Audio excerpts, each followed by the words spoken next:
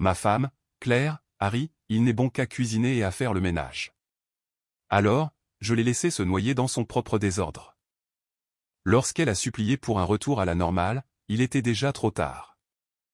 Je ne m'attendais pas du tout à entendre par hasard quelque chose comme cela. Cette nuit-là, je venais de finir de nettoyer après le dîner. C'était une routine que je suivais depuis des années dans notre appartement de Lyon, cuisiner, mettre la table, m'assurer que tout était en ordre pendant que Claire se détendait après son travail dans le quartier de la Pardieu. Cela ne me dérangeait pas. Je croyais qu'une relation était une question d'équilibre. Elle travaillait dur, et moi aussi. Aider à la maison n'était pas un fardeau pour moi. C'était simplement ce que l'on faisait quand on tenait à quelqu'un. Elle avait invité quelques amis, alors je me suis fait discret, leur laissant de l'espace pour discuter sans qu'ils aient l'impression que je les écoutais. J'étais dans la cuisine en train de rincer les derniers plats quand je les ai entendus rire depuis le salon. Leur voix portait facilement à travers l'appartement. Je n'essayais pas d'écouter, mais quand j'ai entendu mon prénom, Marc, mes mains se sont figées au-dessus de l'évier. Il n'est bon qu'à cuisiner et à faire le ménage. Les mots étaient les siens, ceux de ma femme. Pendant une seconde, j'ai cru avoir mal entendu. Puis un rire a éclaté, pas seulement le sien, mais celui de toute la bande. Un cœur d'amusement, comme si ce qu'elle avait dit était la chose la plus hilarante du monde. « Tu as tellement de chance », a dit Julie, l'une de ses amies, entre deux éclats de rire. « J'aimerais que mon mari se taise tout simplement et fasse les tâches ménagères au lieu de se plaindre de tout. » « C'est vrai », a ajouté Claire, riant toujours.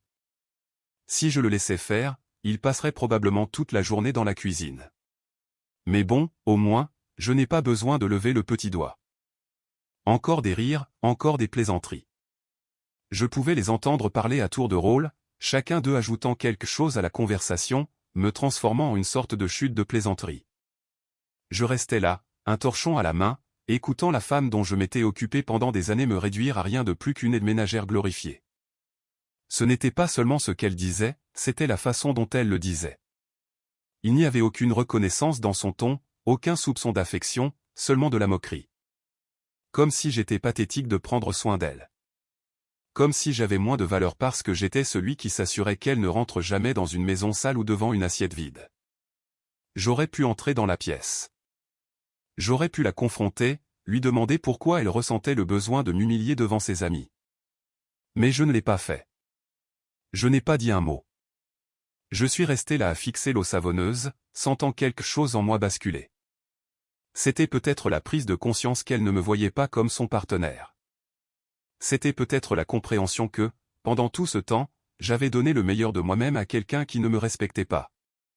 Je ne sais pas combien de temps je suis resté là à laisser leur rire remplir la maison, mais quand ils se sont enfin calmés, j'ai posé le torchon sur le comptoir et je suis sorti de la cuisine. Je ne voulais pas la regarder. Je ne voulais pas voir l'expression satisfaite qu'elle avait probablement sur le visage, la façon dont elle se nourrissait de leur rire, se délectant de l'image de moi comme une sorte de blague. Alors, je suis allé me coucher. Je suis resté allongé à fixer le plafond, me sentant étrangement calme. Je m'attendais à de la colère, voire de la rage. Mais ce que je ressentais était quelque chose de bien plus froid. C'était de la clarté. J'avais passé des années à essayer d'être le meilleur mari possible. Je n'avais jamais considéré mes efforts comme des sacrifices parce que je croyais sincèrement que nous étions une équipe. Mais maintenant, je comprenais. Elle ne me voyait pas comme un partenaire. Elle me voyait comme une commodité, un outil, et les outils pouvaient être remplacés. C'est cette nuit-là que quelque chose a changé. Je n'ai pas explosé. Je n'ai pas déclenché de dispute. Je n'ai même pas laissé paraître que je l'avais entendu. Mais je savais à partir de ce moment-là que les choses ne seraient plus jamais les mêmes. Le lendemain matin, je me suis réveillé avant elle, comme toujours. J'ai fixé le plafond pendant quelques minutes, laissant le silence de l'appartement m'envelopper. Normalement, je me serais levé, j'aurais fait du café et préparé le petit déjeuner pour qu'elle puisse se réveiller avec l'odeur des croissants frais. Pas aujourd'hui. Je suis sorti du lit, je me suis douché, je me suis habillé et j'ai quitté la maison sans un mot. Il n'y a pas eu de claquement de porte passif-agressif, pas de déclaration dramatique sur ma blessure. Je suis juste parti. Je n'ai pas vérifié si elle était réveillée. Je n'ai pas cherché à savoir si elle avait besoin de quoi que ce soit. Et plus important encore, je m'en fichais. Pour la première fois depuis des années, je me suis concentré entièrement sur moi-même. Je me suis arrêté dans une brasserie sur le chemin du travail et je suis resté là plus longtemps que nécessaire, profitant simplement du fait que personne n'attendait que je sois quelque part ou que je fasse quelque chose pour eux. J'ai bu mon café lentement, laissant les minutes passer. Habituellement, j'étais pressé de rentrer à la maison après le travail pour m'assurer qu'elle ait tout ce dont elle avait besoin avant même qu'elle ne le demande. Plus maintenant. Je ne lui ai pas envoyé de message pendant la journée pour prendre des nouvelles. Je n'ai pas répondu à son habituel message, « Qu'est-ce qu'on mange pour le dîner ?» J'ai juste travaillé, j'ai pris mon temps, et quand la journée s'est terminée, je ne suis pas rentré directement. Je suis allé à la salle de sport. Cela faisait si longtemps que je n'avais rien fait purement pour moi-même. J'avais l'habitude de m'entraîner régulièrement, mais avec le temps, j'avais laissé tomber. J'étais toujours trop occupé à m'assurer que tout à la maison était géré. Mais en restant là à soulever des poids, sentant mes muscles travailler, j'ai réalisé à quel point je m'étais perdu. Quand je suis enfin rentré chez moi, il était plus tard que l'heure à laquelle le dîner était normalement prêt. Elle était sur le canapé, faisant défiler des choses sur son téléphone. « Où étais-tu » a-t-elle demandé, levant à peine les yeux. J'ai haussé les épaules en enlevant mes chaussures. « Dehors. » Elle a froncé les sourcils. « Dehors où ?»« Juste dehors. » Ses yeux se sont plissés.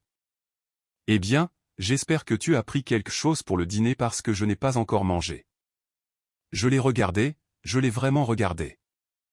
Elle n'était pas en colère, elle était juste dans l'attente, comme s'il était évident que j'aurais déjà tout géré. Je suis passé devant elle, me dirigeant vers la chambre. Il y a de la nourriture dans le réfrigérateur. Ce fut la première fissure. Elle n'a rien dit tout de suite, s'attendant probablement à ce que je change d'avis et que je revienne avec une assiette pour elle. Mais je ne l'ai pas fait. J'ai pris une douche. J'ai pris mon temps. Et quand je suis enfin ressorti, elle était toujours assise là, les bras croisés. « Tu n'as pas cuisiné ?» ?»« Non, ai-je dit simplement. » Elle a ricané. « Et alors ? Tu t'attends à ce que je cuisine maintenant ?» J'ai pris une bouteille d'eau et je me suis appuyé contre le comptoir. « Fais ce que tu veux. » La façon dont son expression a changé était presque amusante. Au début, elle pensait que je plaisantais. Puis elle a pensé que j'essayais de prouver quelque chose, mais ce n'était pas le cas. J'en avais simplement fini. Elle n'a rien dit d'autre cette nuit-là. Elle a commandé des plats à emporter via une application, à manger en silence, et je suis allé me coucher sans un mot de plus. Le lendemain, j'ai fait la même chose. Et le jour d'après, pas de petit déjeuner, pas de déjeuner préparé pour elle, pas de dîner qui l'attendait quand elle rentrait. Je continuais à nettoyer derrière moi mon côté du lit, ma vaisselle si j'en utilisais mais j'ai arrêté de nettoyer derrière elle. Le linge s'accumulait. La vaisselle restait dans l'évier plus longtemps que d'habitude. L'appartement n'était pas encore sale, mais c'était notable. Elle essayait de faire comme si elle s'en fichait, mais je voyais la façon dont elle regardait la cuisine quand elle entrait, la façon dont ses sourcils tressaillaient quand elle réalisait que les poubelles n'avaient pas été sorties. Pourtant, elle ne disait rien. Pas encore. Au début, elle prétendait ne pas s'en soucier. Je pouvais le voir, la façon dont elle ignorait le désordre grandissant, comment elle regardait son téléphone assise à côté d'une pile de linge non plié, comment elle passait devant la poubelle qui débordait sans même y jeter un coup d'œil.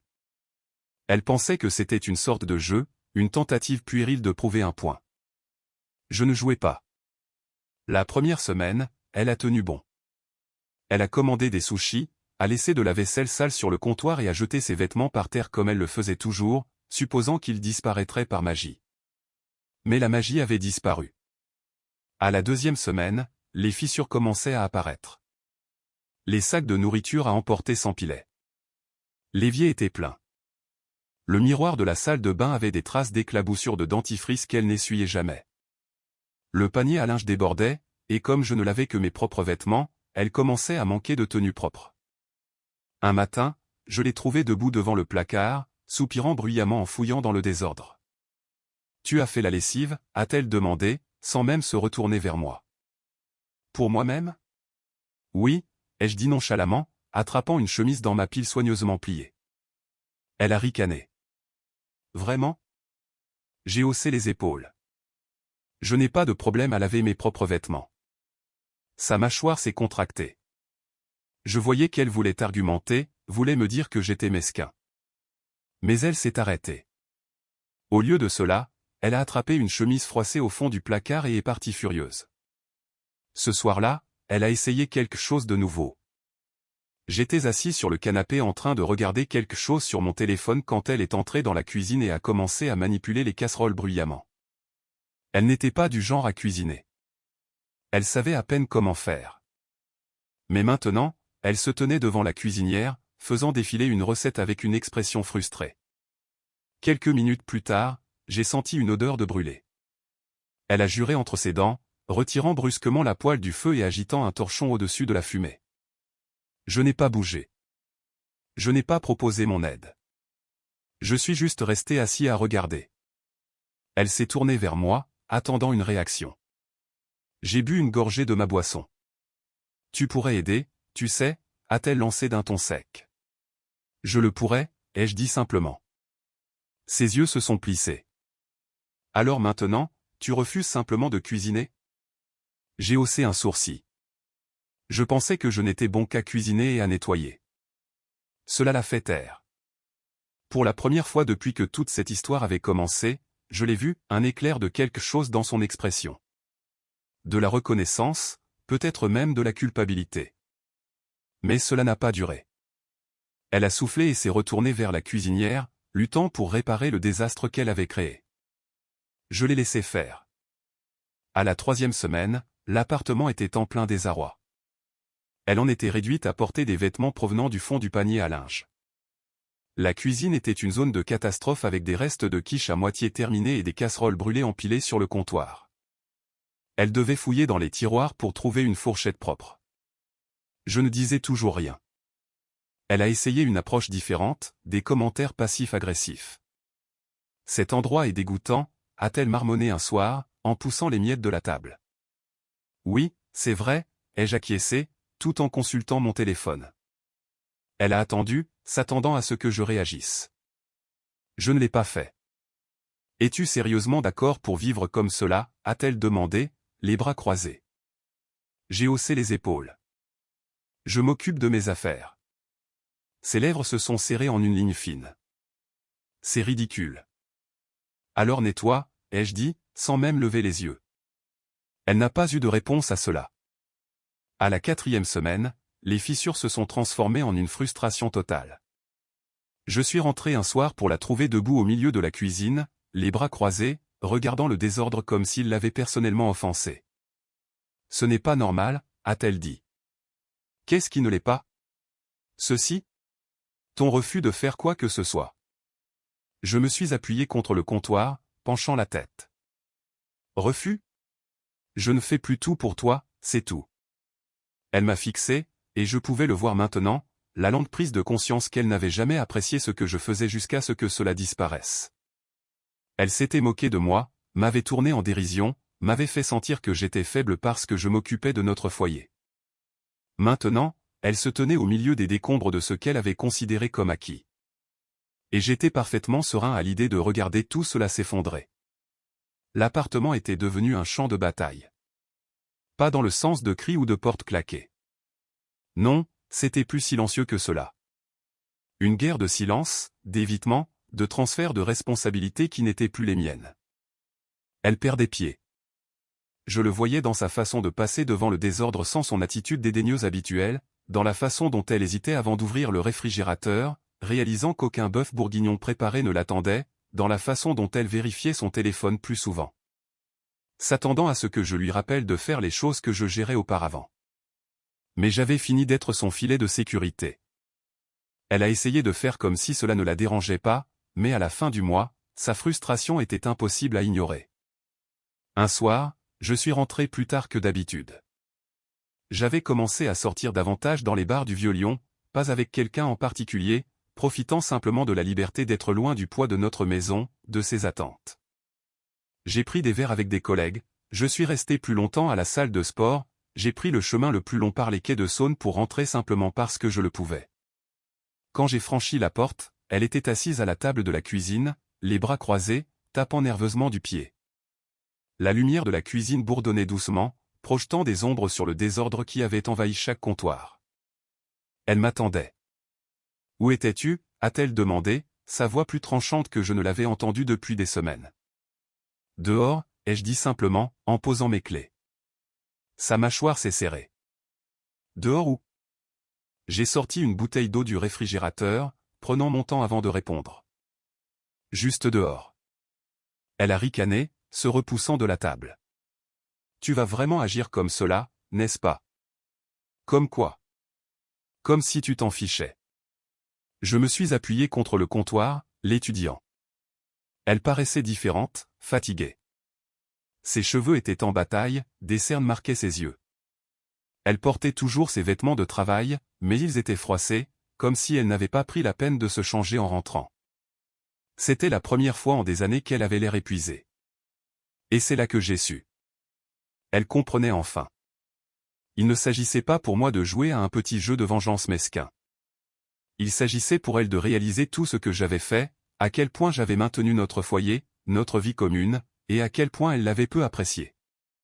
Elle avait passé tellement de temps à se moquer de moi, à me dévaloriser, à me faire sentir moins homme parce que je cuisinais, nettoyais et prenais soin d'elle. Mais maintenant, sans moi, elle s'effondrait. Elle a expiré brusquement en se levant. « Très bien » a-t-elle marmonné. « Je vais tout faire moi-même alors. » Je ne l'ai pas arrêté. Il est regardé s'avancer d'un pas lourd vers l'évier, ouvrant l'eau avec un peu trop de force. Elle a commencé à frotter les assiettes agressivement, marmonnant entre ses dents. J'aurais pu l'aider. J'aurais pu intervenir, lui prendre le torchon des mains et laver la vaisselle comme je le faisais toujours, mais je ne l'ai pas fait. Elle n'avait plus droit à mon aide. Le lendemain matin, elle a tenté une autre tactique. Au lieu de la colère, elle a joué la victime. « Je ne comprends pas ce qui nous arrive » a-t-elle dit, assise sur le bord du lit, la voix plus douce cette fois. Nous formions une équipe autrefois. Je l'ai regardée. Vraiment ? Elle a froncé les sourcils. Bien sûr que oui. J'ai secoué la tête en me levant. Non, j'étais une équipe. Tu étais une spectatrice. Cela l'a fait taire. Elle a baissé les yeux vers ses mains, triturant ses ongles. Pour la première fois, elle n'a pas eu de réplique cinglante. Pas de plaisanterie, pas de roulement d'yeux, pas de remarques sarcastiques, seulement le silence. Mais il était trop tard pour la réflexion. J'avais passé des années à être celui qui se souciait, qui faisait les efforts, qui s'assurait que notre vie fonctionnait. Et tout ce que j'ai reçu en retour a été de la moquerie, des rires à mes dépens. Maintenant, elle ressentait enfin ce que c'était que d'être seule. Et je n'allais pas la sauver de cela. Elle perdait le contrôle. Les fissures s'étaient transformées en fractures, et aucun évitement ne pouvait cacher le fait qu'elle était en difficulté. L'appartement était un chaos. Elle vivait de plats préparés achetés au Monoprix et de repas au micro-ondes, et elle ne pouvait plus compter sur moi pour les petites choses qu'elle considérait autrefois comme acquises. Et pour une fois, je ne me pliais pas en quatre pour lui faciliter la vie. Elle a essayé différentes tactiques au cours des jours suivants. D'abord, elle m'a complètement ignoré, espérant que je céderais sous le poids du silence. Puis elle est revenue aux remarques méprisantes, levant les yeux au ciel chaque fois qu'elle devait laver une assiette ou sortir les poubelles. Quand cela n'a pas fonctionné, elle a commencé à agir de manière inhabituellement gentille, faisant de petits commentaires sur le fait que nous devrions revenir à la normale ou que les choses n'ont pas à être comme cela. Je ne lui ai rien donné. Et puis est venu le point de rupture. C'était un vendredi soir quand j'ai porté le coup final. Je préparais un sac, pliant nonchalamment quelques vêtements pendant qu'elle se tenait dans l'encadrement de la porte de notre chambre, les bras croisés. « Où vas-tu » a-t-elle demandé, d'un ton plus tranchant que d'habitude. « Je pars pour le week-end » ai-je dit sans lever les yeux. Elle s'est raidie. « Tu pars ? Qu'est-ce que tu veux dire par tu pars ?» J'ai fermé la fermeture éclair du sac et j'ai enfin croisé son regard. « Je veux dire que je m'en vais pour quelques jours. » Ses bras sont retombés le long de son corps. « Tu pars comme cela ?» J'ai hoché la tête. « Oui. » Elle a cligné des yeux comme si le concept lui était totalement étranger. « Sans me le dire ? Je te le dis maintenant. » Sa bouche s'est ouverte, puis s'est refermée. Elle essayait de traiter l'information, cherchant quelque chose à quoi se raccrocher pour transformer cela en une dispute ou un argument qu'elle pensait pouvoir gagner. Mais il n'y avait rien. Je n'étais pas en colère. Il n'était pas émotif. J'en avais simplement fini. « Tu vas vraiment te comporter comme cela ?» a-t-elle demandé, la voix montant d'un ton. « Comme quoi ? Comme un enfant qui fait un caprice ?» J'ai laissé échapper un petit rire à cette remarque. « Tu penses que c'est un caprice ?» Elle a levé les mains au ciel. « Oui. Tu t'en vas simplement, agissant comme si tout ce que nous avons construit ensemble ne signifiait rien. » J'ai fait une pause un instant, laissant les mots résonner. Tout ce que nous avons construit. J'ai regardé autour de la chambre, le lit défait que j'avais l'habitude de redresser chaque matin, le panier à linge débordant de vêtements qu'elle n'avait pas pris la peine de toucher, la table de chevet vide où j'avais l'habitude de laisser des petits mots ou ses carrés de chocolat préférés. Ce n'était pas « nous ». Cela n'avait jamais été « nous ». Elle avait été la reine de ce château, et j'en avais été le serviteur. Et au moment où j'ai cessé de servir, tout s'est effondré. J'ai pris mon sac et je l'ai mis sur mon épaule. Je serai de retour dimanche, ai-je dit en passant devant elle. Elle s'est placée devant moi. C'est ridicule. Je n'ai pas répondu. Vas-tu au moins me dire où tu vas? Non. Ses narines se sont dilatées. Elle était furieuse maintenant. Pas parce que je partais, mais parce qu'elle ne pouvait pas contrôler la situation. Elle ne pouvait pas me contrôler. Pour la première fois depuis des années, j'avais repris mon pouvoir, et elle n'avait aucune idée de la façon de gérer cela. « Tu vas simplement franchir cette porte ?» a-t-elle demandé, la voix plus basse cette fois. J'ai croisé son regard une dernière fois. Oui. Et c'est ce que j'ai fait. Pas d'explication, pas de justification, pas d'excuse. Je suis sorti, la laissant plantée là, seule dans le désordre qu'elle avait créé. Quand j'ai franchi cette porte, je m'attendais à ressentir quelque chose, de la culpabilité, des doutes, peut-être même le poids persistant de la responsabilité qui m'avait tenu lié à cet appartement pendant si longtemps. Mais il n'y avait rien. Juste du silence, juste de l'air, juste de la liberté. J'ai conduit sans destination réelle en tête, sachant seulement que je devais être n'importe où sauf là-bas. Je me suis arrêté dans une petite auberge tranquille sur la côte normande, à Étretat, j'ai pris une chambre sans hésitation, et j'ai passé les 2 jours suivants à faire quelque chose que je n'avais pas fait depuis des années, vivre pour moi-même. J'ai mangé des huîtres quand je le voulais. J'ai dormi quand j'en avais envie. Je me suis assis sur les falaises, regardant la Manche sans la pensée harcelante de ce qui devait être fait à la maison. Aucune responsabilité, aucune attente, personne n'exigeant quoi que ce soit de moi. Et pour la première fois depuis longtemps, je me sentais bien. Le dimanche soir, je me suis garé dans la rue, revenant dans la vie que j'avais mise entre parenthèses pour le week-end. Mais dès que j'ai ouvert la porte, j'ai su que les choses n'étaient plus les mêmes. Elle était là, assise à la table de la salle à manger, m'attendant. L'appartement était toujours un désordre. La poubelle était pleine, la vaisselle s'empilait, et une légère odeur de nourriture rassie flottait dans l'air. Elle n'avait rien arrangé. Elle n'avait pas nettoyé ni pris la responsabilité du désastre qu'elle avait laissé se produire. Elle m'avait simplement attendu, attendant que les choses reviennent à la normale, que je répare tout comme je l'avais toujours fait. « Tu t'es bien amusé ?» a-t-elle demandé, sa voix plate, indéchiffrable. J'ai posé mon sac. Oui, tout à fait. Elle s'est appuyée contre le dossier de la chaise, croisant les bras. Cela doit être agréable. De tout laisser derrière soi, tout simplement. J'ai jeté un coup d'œil autour de l'appartement, au cas où qu'elle avait laissé s'installer, puis j'ai croisé ses yeux. Oui, c'était le cas. Quelque chose dans son visage a changé. Je l'ai vu alors, la réalisation que j'avais véritablement changé, que je n'essayais pas seulement de lui donner une leçon, que je n'attendais pas qu'elle s'excuse pour que nous puissions nous réconcilier. J'en avais fini. Son assurance a fléchi pour la première fois. D'accord, a-t-elle dit, s'éclaircissant la gorge. Alors, qu'est-ce qu'on fait maintenant? Tu as prouvé ton point. Pouvons-nous arrêter ce jeu stupide et revenir à la normale?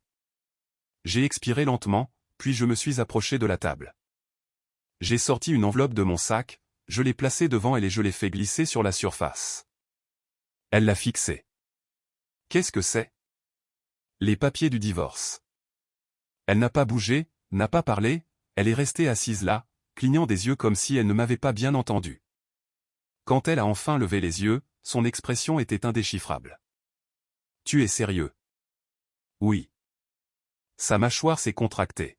« Tu jettes tout pour une dispute stupide? » J'ai laissé échapper un petit rire, secouant la tête. Il ne s'agit pas d'une dispute. Il s'agit de nous, ou du fait qu'il n'y a plus de nous. Elle a ricané, passant une main dans ses cheveux. C'est de la folie. Tu agis comme si je t'avais trompé ou quelque chose du genre. Je suis resté silencieux, laissant ces mots flotter dans l'air, parce que d'une certaine manière, elle l'avait fait. Pas au sens traditionnel, pas d'une manière qui rendrait cela plus facile à expliquer. Mais elle m'avait trahi tout de même, en se moquant de moi, en me manquant de respect, en me dévaluant au point où je n'étais plus qu'une plaisanterie pour elle. Elle avait tué notre mariage avec des rires. Et maintenant, elle devait en assumer les conséquences. Ses mains se sont serrées en poing sur la table. « Tu vas vraiment faire cela? » « Oui, » ai-je dit, d'une voix ferme. « Je vais le faire. » Elle a dégluti difficilement. Je pouvais voir son orgueil lutter contre quelque chose de plus profond. De la peur, peut-être. La réalisation qu'elle était allée trop loin, que l'homme qui avait autrefois tout fait pour elle s'en allait enfin. Elle pouvait argumenter, elle pouvait supplier, elle pouvait promettre que les choses seraient différentes. Mais il était trop tard. J'ai repris mon sac, n'ayant plus besoin de rien d'autre venant de cet appartement, de cette vie. « Bonne chance », ai-je dit, en faisant un signe de tête vers le désordre qui nous entourait. « J'espère que tu apprécieras cuisiner et faire le ménage seul. » Puis, sans regarder en arrière, j'ai franchi la porte. Et cette fois, je ne revenais pas.